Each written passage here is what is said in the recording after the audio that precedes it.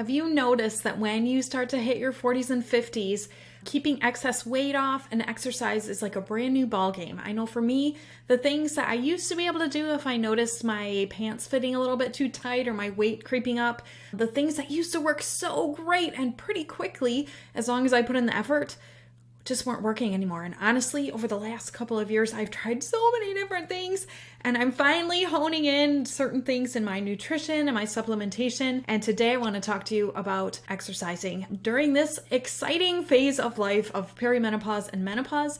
It is a different ball game, but I think it can be a very good ball game, but you may need to kind of shift your course a little bit from what you used to do. And that's what I want to talk about today. Hey there, my name is Kate Wood. I am an integrative health and wellness coach. My certifications include being a personal trainer and a health coach, a behavior change specialist, and a life coach. Honestly, I just love helping women be healthy, feel great, reduce their stress so they can live happy lives, so that their bodies and minds and spirits and emotions can support them in all the beautiful things that they want out of life and all the things I'd like to accomplish. Imagine that your body is a car. Let's imagine that you have a really amazing vehicle. You have like a Maserati, a Lamborghini, a Porsche, and you never wash it. You never take it in for a tune-up. You really don't do anything to take care of it.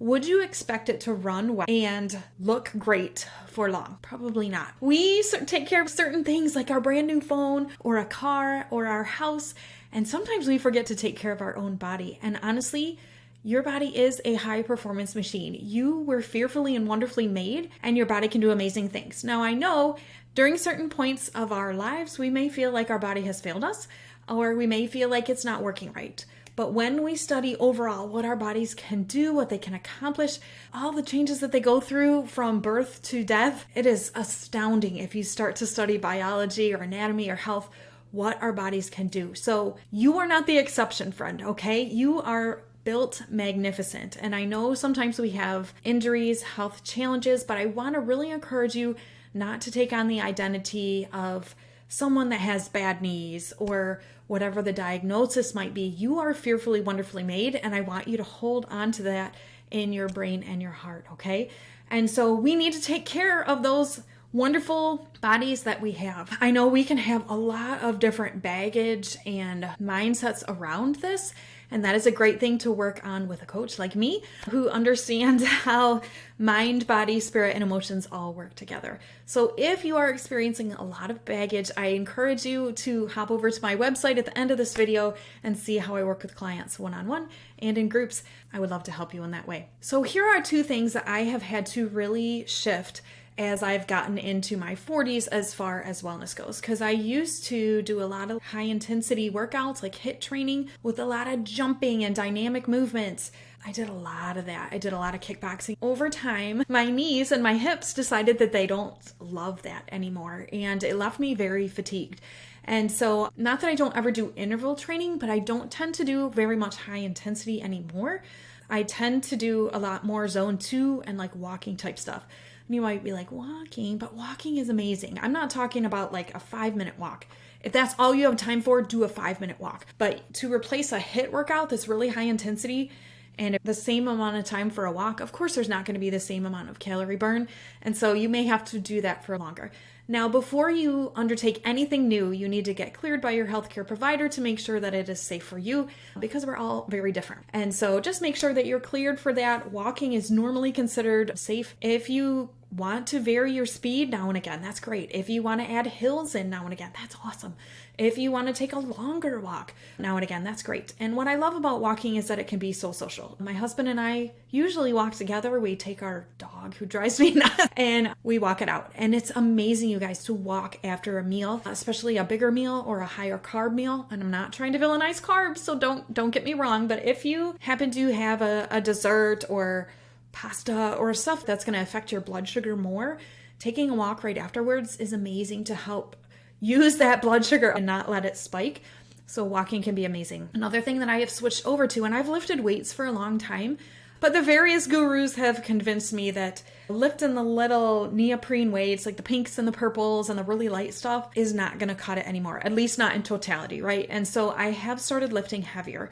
In the past, I never would have considered picking up a 15, 20, 25, 30 pound weight or using a machine at the gym that's over 100 pounds on the legs, you'll be amazed at what you can do actually with your legs. Of course, we want to do this safely. If you don't know how to lift weights safely, find a trainer to teach you how to do it. Even a few sessions and some touch-ups here and there with a trainer can really help get you off on the right foot and to do it safely, because we don't want back injuries, knee injuries, shoulders. I know I used to work with personal training clients who had all the injuries. I was like the come back from injuries coach kind of person. So I understand even firsthand what it is like to have some limitations as far as what you can do. Find an excellent trainer who can help you to do all of that very safely, because I don't want you to get sidetracked by an injury, because that is a giant bummer.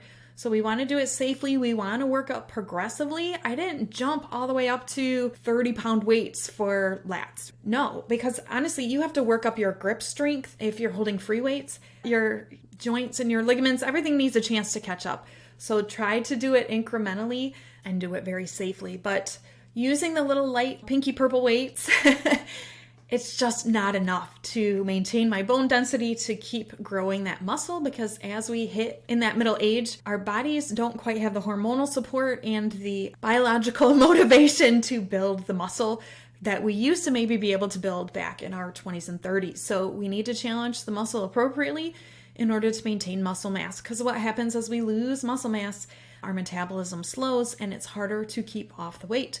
Which, I know that firsthand. So walking is great, and then lifting, and start getting heavier as it is safe to do so. So here's one thing that I notice, especially moms, but women get into this all or nothing thinking, like they have to do a 60-minute workout or it doesn't count. That was me before kids. I have 5 kids now. And then with each kid, like the amount of time got a little bit smaller. And I think that's a good thing, right? Now I'm like 30 minutes, yes, 20 minutes, yay. Whatever you can get. On the days where you can go longer, go longer. On the days where you can only get 10 minutes, do 10 minutes, okay? It's not an all or nothing. All of it counts. And so instead of thinking it as like a one chunk of your day type of a thing, thinking about it as like an accumulation of activity, of healthy movement. So maybe you do a 20-minute walk with your spouse or your dog. Maybe you do 10 minutes of weightlifting, and then you do 5 minutes of stretching. That's amazing. So maybe instead of doing the 35 all at once, you break it up. That's fine.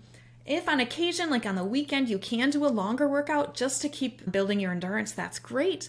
But on a busy weekday, seeing it as an accumulation is amazing. So please don't cheat yourself by thinking it has to be all at one time. I have to be dressed a certain way. My leg warmers have to match my sweatband. I know you don't probably wear those things. It's got to be Lululemon. Sometimes I work out in my pajamas and I forget to put my contacts in, so my glasses are like sliding down my nose as I sweat, and I don't care because it's getting done. It's good for me and I feel great afterwards.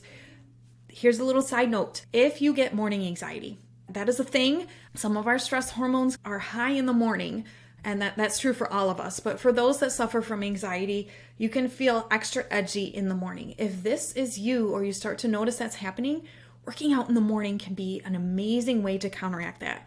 If I lift in the morning, I feel nothing but strong as I go through my shower and getting ready for the day.